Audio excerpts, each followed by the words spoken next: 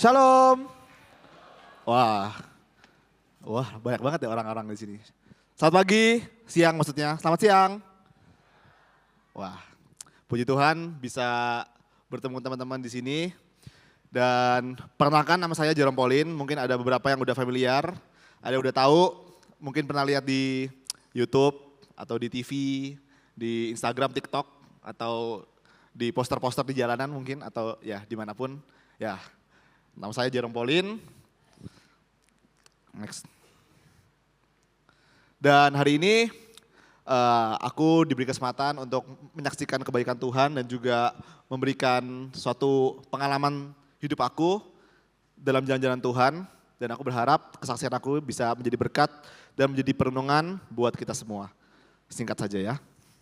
Nama aku Jerome Pauline Sejabat, aku umur 26 tahun dan aku adalah seorang content creator di YouTube dan di mana-mana. Dan aku juga seorang entrepreneur. Dulu aku kuliah di Jepang, jurusan matematika terapan, aku 5,5 tahun di Jepang. Dan puji Tuhan waktu itu aku ke Jepang pakai beasiswa full. Jadi aku gak keluar uang sedikit pun untuk kuliah di Jepang. Dan tahun 2022 aku lulus dari Jepang dan sekarang aku berkarya di Indonesia. Yes, itu pengenalan singkat Jerome Pauline. Oke.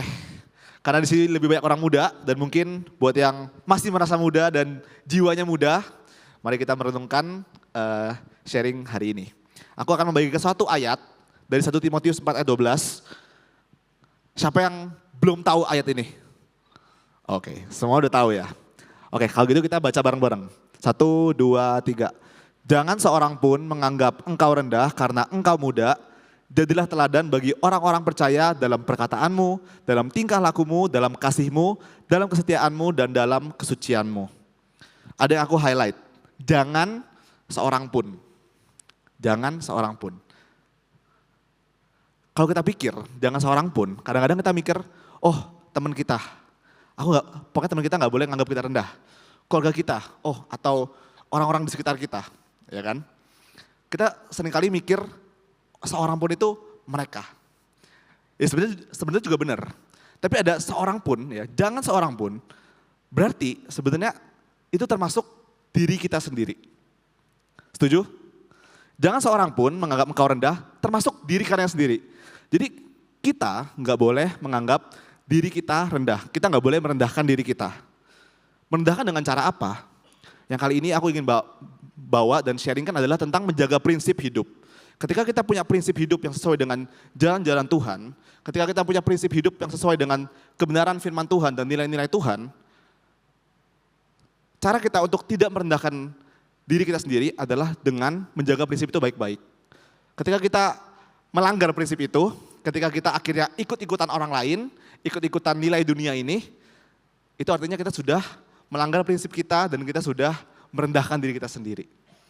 Jadi jangan seorang pun di situ, yang perlu kita ingat adalah itu termasuk diri kita sendiri. Oke? Dan itu penting banget. Itu penting banget. Next. Aku akan ceritakan, jadi aku dulu kuliah di Jepang, di Waseda University. Di Jepang, ya, di Jepang itu sebelum aku ke Jepang, orang tua aku tuh dikasih tahu sama beberapa temennya, hati-hati loh anakmu di Jepang. Di Jepang itu pergaulannya bebas, ya, pokoknya banyak party-party, banyak budaya minum, banyak orang mabok gitu. Di Jepang nanti bisa rusak loh anakmu, gitu. Terus papaku cuma ketawa. Papaku bilang, kalau mau rusak anaknya, ya, kalau anaknya mau nakal, mau rusak, nggak perlu jauh-jauh ke Jepang, di Indonesia juga bisa. Ya kan, kalian di Bandung juga bisa, di Jakarta juga bisa, di Surabaya juga bisa, dimanapun kita bisa, ya kan, untuk mengikuti dunia ini, untuk sembarangan dalam hidup. Terus papaku kasih nasihat ke aku, kayak gini, Jer, selama ini kan kamu udah setia sama Tuhan, selama ini kamu sudah rajin ke gereja, kamu pelayanan buat Tuhan, kamu menyembah Tuhan, kamu setia pada Tuhan. Tuhan yang kamu sembah di Indonesia, itu adalah Tuhan yang sama, yang ada di Jepang, dan itu adalah Tuhan yang sama dimanapun kita berada. Bukan berarti kita ketika kita ke Jepang, wah bebas nih, udah gak ada Tuhan. Wah bebas nih, ada perasaan bebas. Dan itu banyak banget orang yang ketika jauh dari orang tuanya atau jauh dari lingkungan tempat mereka tinggal, mereka ngerasa lepas. Mereka ngerasa, oh udah bebas gitu. Jadi suatu nasihat dari orang tua aku untuk aku saat itu, aku benar-benar simpen. Dan papaku juga, dari aku kecil sampai aku sekarang pun, papaku masih sering kasih ayat ini. Dan ini adalah salah satu ayat yang aku pegang sampai sekarang dan aku benar-benar hidupi. Next, Matius 25 ayat 21. Engkau telah setia dalam perkara kecil, aku akan memberikan kepadamu tanggung jawab dalam perkara yang besar. Kalau di perkara kecil aja kita nggak bisa setia, Tuhan nggak mungkin kasih kita perkara yang lebih besar. Amin. Banyak orang bilang, dan mungkin kalian juga pernah dengar, oh Tuhan itu nggak akan memberikan pencobaan yang lebih besar daripada kemampuan kita. Sering dengar ya mungkin. Tapi pernah mikir gak? Dan ini pun aku baru kepikiran. Tuhan gak cuma memberikan cobaan yang lebih besar. Tuhan gak cuma memberikan cobaan yang gak lebih besar, tapi Tuhan juga tidak akan memberikan berkat yang lebih besar dari kemampuan kita. Kalau mau dianalogikan, misalnya berkat Tuhan 5 liter, ya, wah, pakai angka. Kapasitas kita, gelas kita 2 liter. Kalau Tuhan kasih, ya, berkat Tuhan 5 liter, itu yang kita minta. Tapi sebenarnya Tuhan melihat kapasitas kita cuma 2 liter. Tuhan gak akan kasih, karena Tuhan tahu kalau dia kasih, tumpah. Atau enggak gelas kita pecah, kita malah gak bisa menghandle berkat Tuhan yang sebegitu besar. Dan itu terjadi di banyak orang. Kayak ketika Tuhan kasih berkatnya, lupa. Malah menjauh sama Tuhan, malah cuma ingat berkatnya, gak ingat sama pemberi berkatnya. Jadi ketika Tuhan melihat kita sudah siap, ya, waktu Tuhan adalah waktu yang terbaik, right? Dan waktu Tuhan adalah waktu terbaik ketika kita sudah siap. Siap artinya apa? Kapasitas kita sudah besar. Dan gimana cara tahu kapasitas kita udah besar atau belum? Dengan kita setia dengan perkara-perkara yang kecil. Ya. Ketika kita setia dalam perkara kecil, Tuhan akan memberikan lebih besar lagi ketika kita terus setia.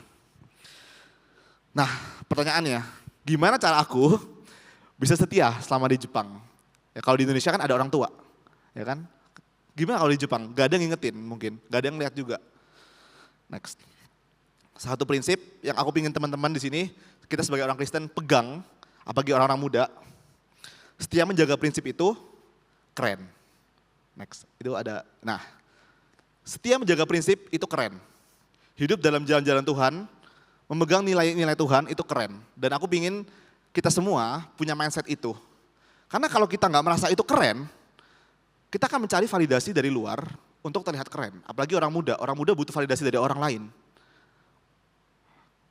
Lu cupu lu, nggak ngerokok, kamu payah, kamu nggak asik, nggak minum. Ya kan? Aku di Jepang bahkan lebih parah. Di Jepang bukan cuma itu, di Jepang itu ada stigma kalau misalnya kamu belum berhubungan badan, ya kayak suami istri, kalau kamu udah kuliah artinya kamu payah. Dan aku selama di Jepang aku dikata-katain teman-teman. Aku dikata-katain sama beberapa teman aku di kampus kayak, hah kamu belum pernah? Payah gitu. Tapi aku nggak ambil hati. Kenapa? Karena menurut aku yang keren. Karena aku telah menjaga prinsip itu gitu. Menurut aku itu keren dan aku terus setia dalam perkara yang Tuhan berikan dan aku terus setia dalam jalan-jalan Tuhan. Dan dari pengalaman hidup aku bisa sangat bilang bahwa ketika kita setia dalam perkara kecil dan juga setia dalam jalan-jalan Tuhan, itu udah pasti yang terbaik. Hasilnya akan beda. Mungkin sekarang kita nggak bisa lihat. Mungkin sekarang kita ngerasa kayak, aku udah setia sama Tuhan, aku udah berdoa, aku udah nggak aneh-aneh, aku udah mengikuti jalan Tuhan, tapi kok kayaknya hidup mereka lebih enak ya. Tapi karena kita nggak bisa lihat masa depan, kita nggak bisa lihat bigger picture gitu. Tuhan yang lihat gitu, Tuhan yang bisa lihat. Dulu ketika aku SMA, jadi aku ada, pas aku SMA itu, mama aku bilang, pokoknya kamu nggak boleh pacaran sampai umur 20 tahun. Gitu, itu jadi prinsip hidup aku juga. Meskipun itu nggak ada di Alkitab ya. Tapi papa aku bilang gitu, akhirnya itu jadi prinsip hidup aku. Dan aku melatih bagaimana aku menjaga prinsip itu dari SMA. Waktu aku SMA, di sekitar aku, wah orang-orang udah gonta-ganti pacar lah, ada yang galau, ada yang apa. Dan pas SMA kan kayak pacaran itu keren banget gitu ya.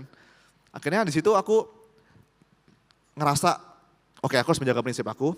Dan aku tuh keren. Meskipun aku gak ngerti kenapa aku gak boleh pacaran. Tapi setelah sekarang aku ada di usia 26 dan aku look back, aku lihat ke belakang, aku ngerti. Kalau misalnya pas SMA aku gak menjaga prinsip itu, aku pacaran sembarangan, aku galau-galau tiap hari, pacaran tiap hari dan sebagainya, aku mungkin gak akan ada waktu untuk belajar.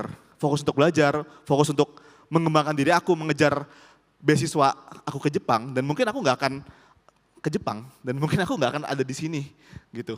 Dan mungkin kalian gak tahu aku juga. Jadi ketika kita sekarang belum bisa melihat hasilnya, tapi percayalah, terus percaya dan imani bahwa setia dalam perkara kecil dan setia dalam jalan Tuhan itu udah yang terbaik.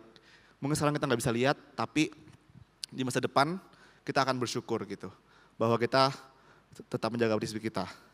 Next. Dan ini, ayat yang mungkin kalian juga udah sering dengar dan ada lagunya juga. Apa yang tak pernah didengar oleh mata dan tidak pernah didengar oleh telinga dan yang tidak pernah timbul di dalam hati manusia, semua itu yang disediakan Allah untuk mereka yang mengasihi Dia. Ya, aku sengaja highlight untuk mereka yang mengasihi Dia, itu syarat bukan? Syarat ya kan? Kalau kamu nggak mengasihi Tuhan, belum tentu Tuhan kasih. Tapi ketika di ayat ini, untuk mereka yang mengasihi Dia, untuk mereka yang mengasihi Tuhan, untuk kita semua yang mengasihi Tuhan, Tuhan akan menyediakan apa yang kita nggak pernah dengar, apa yang kita nggak pernah lihat dan nggak pernah kepikiran gitu. Dan apa bukti kita mengasihi Dia? Kita setia dalam jalan-jalan Tuhan. Ya. Jadi dari sharing aku kali ini, dari ayat pertama sampai ayat ketiga, kalau digabungin bakal jadi kayak gini. Kita setia dalam perkara kecil, Tuhan akan berikan perkara yang besar. Kalau kita setia dalam perkara kecil, Tuhan kasih perkara besar, kita harus lebih setia lagi. Hal kecil aja kita setia, apalagi hal besar, harus lebih setia lagi. Akhirnya ketika kita terus setia, Tuhan akan tambahkan terus perkaranya. Tuhan akan naikkan derajat level kita, ya kan? Tuhan akan memberkati kita, memberikan kita berkat, dan tanggung jawab kita makin besar. Dan ketika sudah besar, ya, sudah naiklah derajat hidup kita, kita nggak akan bisa direndahkan oleh orang lain. Seperti di ayat pertama. Dan kita akan menjadi teladan bagi banyak orang. Sekarang, pas aku lulus dari Jepang, ada teman aku satu orang, dia datang ke aku. Dia ngomong, Jer, kamu bener ya? Kayak gila ya, kamu kayak bisa achieve all of these things, kayak kamu bisa mencapai ini semua. Keren banget ya, kayak bener sih kamu nggak ikut minum-minum, kamu nggak ikut party-party, nggak ikut ya semua kegiatan-kegiatan yang kayak gitu, kamu menjaga diri, hasilnya kelihatan ya gitu. Jadi ketika kita terus setia dalam jalan-jalan Tuhan, hasilnya akan ada, dan ketika hasil itu udah ada, udah gak mungkin kita bisa direndahkan oleh orang lain.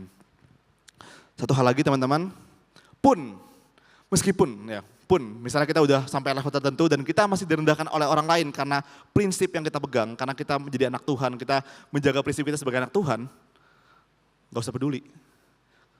Ya, karena apa? Balik lagi, yang paling penting adalah kamu gak menganggap dirimu rendah.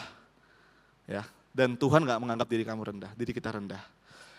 Closing statement aku adalah lebih baik kita terus menjaga prinsip dan hidup dalam jalan-jalan Tuhan meskipun orang lain meninggalkan kita, daripada kita mengikuti orang lain tapi Tuhan yang meninggalkan kita.